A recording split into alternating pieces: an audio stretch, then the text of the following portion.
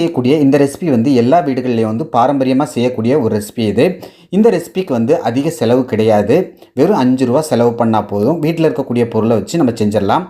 வாங்க அந்த வீடியோ எப்படி செய்யலாம் அப்படிங்கிறத பார்க்கலாம். இன்றைக்கி நான் ரூ. 5 பச்சை மிளகாய் வாங்கி அந்த பச்சை மிளகாவை நல்லா கழுவிட்டு தண்ணி இல்லாத அளவுக்கு தனியாக எடுத்து வச்சுக்கோங்க.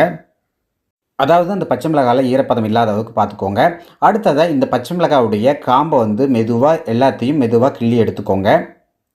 முடிஞ்ச அளவுக்கு வந்து நீங்கள் எடுக்கக்கூடிய பச்சை மிளகாய் வந்து ஈரம் இல்லாமல் பார்த்துக்கோங்க. இப்போ நம்ம வந்து எல்லா காம்பையும் தனியாக பிச்சு எடுத்தாச்சு பாருங்கள். அடுத்ததாக இந்த பச்சை மிளகாய் என்ன பண்ண போகிறோம் அப்படின்னா, ஒரு கத்தியை எடுத்து அந்த பச்சை மிளகாய் வந்து நேராக வந்து 2ஆக கீறிடுங்க. முழுசாக கட் பண்ண வேண்டாம். இந்த மாதிரி வந்து கீறல் மட்டும் விட்டுக்கோங்க. பாருங்கள், நான் எடுத்துடக்கூடிய இந்த பச்சை மிளகாவுடைய அளவு பார்த்தீங்க அப்படின்னா கரெக்டாக வந்து 150 கிராம் இருக்கும். நான் உங்களுக்கு அளவு எடுத்து காட்டுறேன் பாருங்கள். அடுத்ததாக ஒரு சின்ன கிண்ணம் எடுத்து வச்சுக்கோங்க. அதில் வந்து கரெக்டாக 50 கிராம் அளவுக்கு வந்து புளி ஊற போட்டுக்கோங்க. நான் எடுத்துக்கிற வந்து கருப்பு புளி. இப்போ இதை நல்லா நசுக்கி விட்டு நல்லா ஊற விட்டுருங்க. இது ஒரு பக்கம் ஊறட்டும். அடுத்ததாக அடுப்பில் வந்து ஒரு கடாய் வச்சுக்கோங்க. அதில் வந்து 4 டேபிள் ஸ்பூன் வந்து நல்லெண்ணெய் சேர்த்துக்கோங்க. இந்த ரெசிபிக்கு வந்து நல்லெண்ணெய் சேர்த்திங்க அப்படின்னா ரொம்ப சூப்பராக இருக்கும். ஆயில் நல்லா சூடானதும் அதில் வந்து 1/2 டேபிள் ஸ்பூன் கடுகு சேர்த்துக்கோங்க. கடுகு நல்லா பொரிஞ்ச உடனே இது கூட வந்து ஒரு கொத்து ஃப்ரெஷ்ஷான கருவேப்பிலை சேர்த்துக்கலாம். கருவேப்பிலை நல்லா பொரிஞ்ச உடனே இதை வந்து நல்லா கலந்து விட்டுருங்க. கலந்து விட்ட பிறகு வந்து நான் இது கூட வந்து பெருங்காயத்தூள் சேர்த்துக்கோங்க.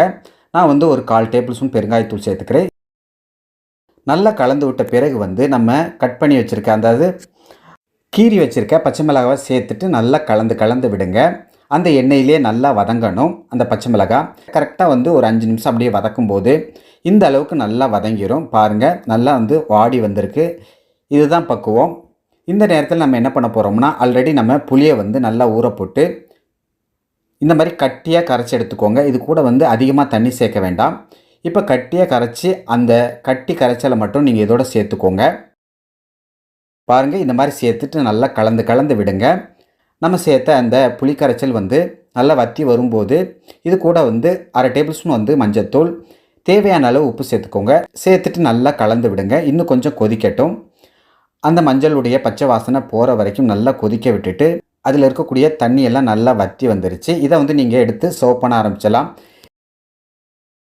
காரசாரமாக இருக்கக்கூடிய இந்த ரெசிபி வந்து தயிர் சாதம், சாம்பார் சாதம், எல்லா விதமான சாதத்துக்கும் ரொம்ப ஆப்டானது.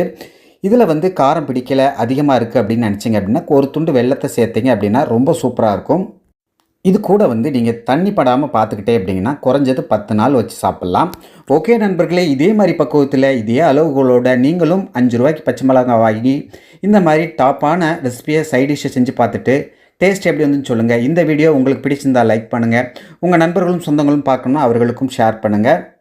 மறக்காமல் நம்ம சேனலை சப்ஸ்கிரைப் பண்ணாதவங்க சப்ஸ்கிரைப் பண்ணிக்கோங்க, ஃபாலோ பண்ணாதவங்க ஃபாலோ பண்ணிக்கோங்க. ஓகே நண்பர்களே, எல்லாரும் பாதுகாப்பாக இருங்க. இதே போன்று அடுத்த ஒரு வீடியோவில் சந்திக்கிறேன். Take care, bye bye, thank you.